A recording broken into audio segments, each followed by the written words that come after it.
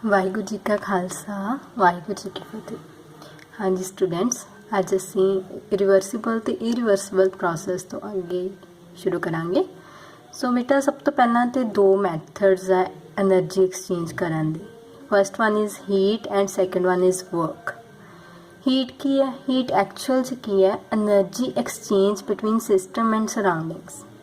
If सानू ये पता heat is a form of energy, इन्हें अपन जे कहिए heat is a form of transfer of energy, तो ज़्यादा वधिया डेफिनेशन होएगी।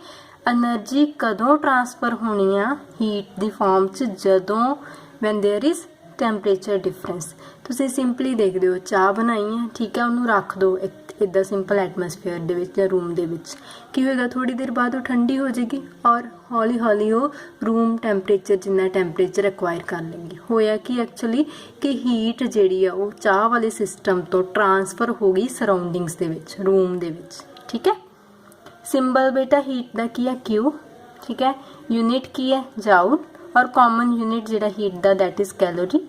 कैलोरी ते जाउल दे विच की रिलेशन है? 1 calorie is equal to 4.182 joule. एक गल बेटा तुसीं याद रखनी, when heat is given to the system it's sign is positive, when heat is given by the system it's sign is negative. जदों सिस्टम नू हीट प्रोवाइड करांगे फिर की होएगा पॉजिटिव साइन, जदों सिस्टम बाहर वाल नू हीट दवेगा दैन की होएगा नैगेटिव। नेक्स्ट है बेटा concept of work in gaseous expansion. Work की है?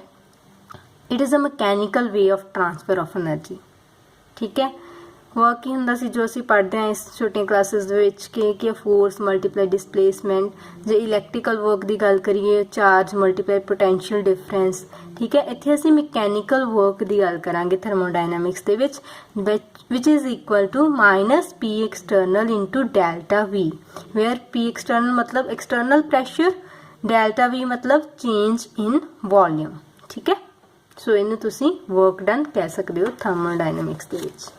नैक्सट बेटा तुसी कंसीडर करो एक सिस्टम है, साडे कोले गैस स्टोर है, ठीक है, और ऊपर पिस्टन लगी हुई है, ठीक है। बाहरों एक्सटर्नल प्रैशर पी एक्सटर्नल लग रहा है, अंदरों गैस का प्रैशर पी जी लग रहा है। हुण जे गैस एक्सपैंड कर जी मतलब वॉल्यूम वधूगा, एक्सपेंशन मतलब वॉल्यूम है ना, गैस का पहला जो वॉल्यूम सी वो बढ़ेगा। डेल्टा वी की हो जाएगा पॉजिटिव, क्योंकि डेल्टा वी की है? V final minus V initial. Final volume वध है, इनिशियल घट है, डेल्टा वी की आ जाएगा पॉजिटिव।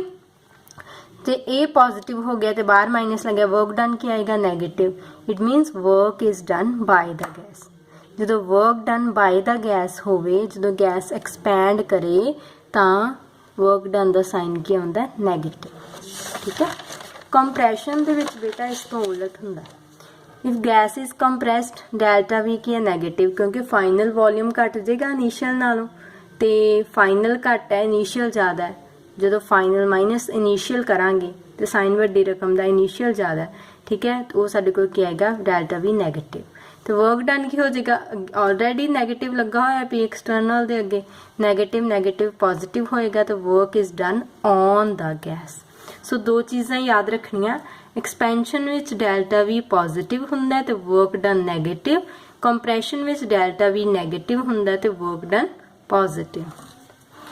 हुण बेटा वर्क डन इन एक्सपेंशन असीं देखते हैं।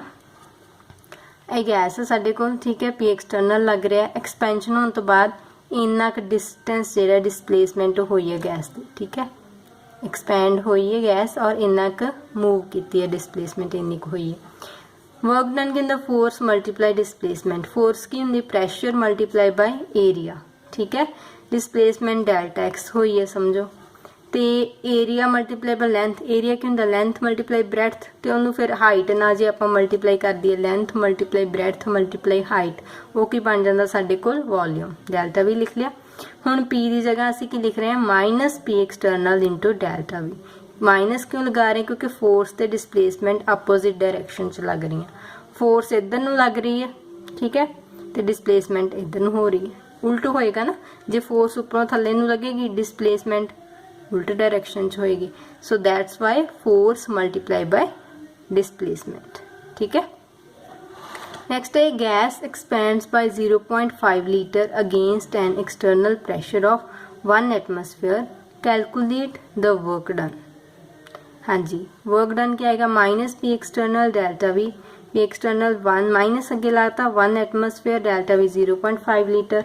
हुण एटमोसफेयर लीटर है यूनिट, 1 एटमोसफेयर लीटर किहदे बराबर हुंदा है, 101.3 जूल्स। इन तुसीं इन्ना मल्टीप्लाई कर लोगे तो आंसर जूल दे विच आएगा, नैगेटिव आएगा answer, that's why work is done by the system. Clear है? सो नेक्स्ट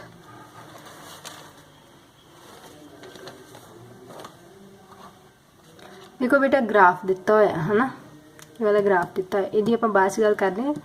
पहला आप देख लीए कि जे कोई आपां नूं ये जिहड़ा ग्राफ इहदा क्वेश्चन दिता है, if gas expands from A to B find the work done. पहली गल इहदे ग्राफ दे विच देखिए तो प्रैशर वेरी कर रहा है, प्रैशर भी चेंज हो रहा है क्योंकि इधर प्रैशर है, इधर वॉल्यूम है, 1 2 3 2 तो 4, ठीक है। प्रैशर चेंज कर रहा है तो फिर असीं ये वाला फार्मूला नहीं लगाना, क्योंकि ये फार्मूला उदों ही वैलिड है जो प्रैशर कॉन्सटेंट होवे। In this case pressure is variable, तो इत्थे W की आएगा area under the PV curve. PV curve जिहड़ी है उहदे थल्ले जिहड़ा एरिया होगा, ठीक है। जां इनू इंटीग्रेशन दी फॉर्म दे विच जिहड़े मैथ नॉन मैडिकल स्टूडेंट उन्हां नूं ज़्यादा पता होगा, W is equal to minus V1 to V2 जा रहा है P एक्सटर्नल DV, ठीक है। इंटीग्रेशन भी कर सकते हैं, बट मैं तुहानूं सौखे तरीके नाल समझाउंदी। हुण जे मान लो P कॉन्सटेंट है तो यह फार्मूले च की होएगा, जिहड़ी चीज़ कॉन्सटेंट वो इंटीग्रेशन साइन दे बाहर आ जाती है। DV दी इंटीग्रेशन V हुंदी है, लोअर लिमिट की है V1, अपर की है V2, V2 माइनस V1 आ गया, V की जगह जो पुट किया V2 minus V1 delta V, उही चीज़ आ गई। ये कदों आनी है जो प्रैशर कॉन्सटेंट होए। हुण ये वाले केस दे विच W की है एरिया अंडर PV कर्व। हुण एरिया आ वाली जिहड़ी कर्व है की बन रही, एक हिसाब दा ट्रेपीजियम बन रही है with 2 parallel side and 2 unparallel side, ठीक है। ट्रेपीजियम दा एरिया की हुंदा half sum of the parallel sides.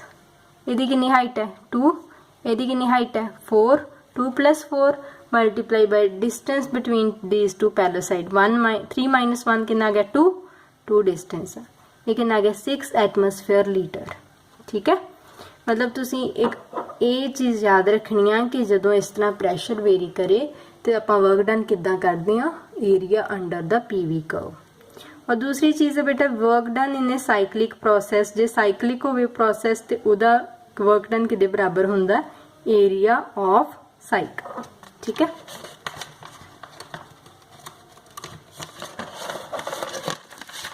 आ देखो तुहानूं कोई एग्जाम्पल दी है, इधर V है साडे कोल लीटर दे विच, एटमोसफेयर दे विच प्रैशर है 2 4 6 1 2 3 4, आ साइकिल बनाया A B C D E A, ठीक है। फाइंड आ सारे वर्क डन असीं फाइंड करने हैं, साइक्लिक वर्क डन भी फाइंड करना। पहली गल WAB, इहदा एरिया अंडर द कर्व। हुण वेखो इहदे च वॉल्यूम चेंज हो रहा, वॉल्यूम तो 1 ही रह रहा, जो वॉल्यूम ही नहीं चेंज हो रहा, डेल्टा भी 0 है तो W की हो जाएगा 0। इहदे विच भी वॉल्यूम नहीं चेंज हो रहा, CD दे विच इच भी 0 आ गया। BC दे विच बेटा इधर देखो आ कितना 6 है, हाइट कितनी है 6 के सामने है, आ डिफरेंस कितना है 4 - 1 3, 3 × 6 -18 एटमोसफेयर लीटर, ठीक है।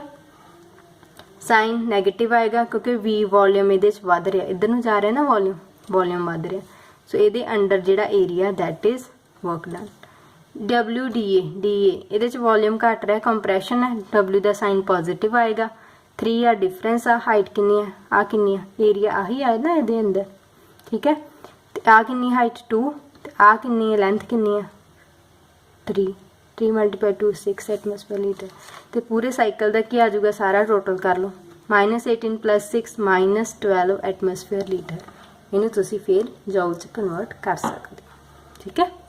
This was all about today's lecture. आप हीट बारे पढ़िया और work done on the system by the system और work done in the gaseous expansion बारे पढ़े, ठीक है। Thank you.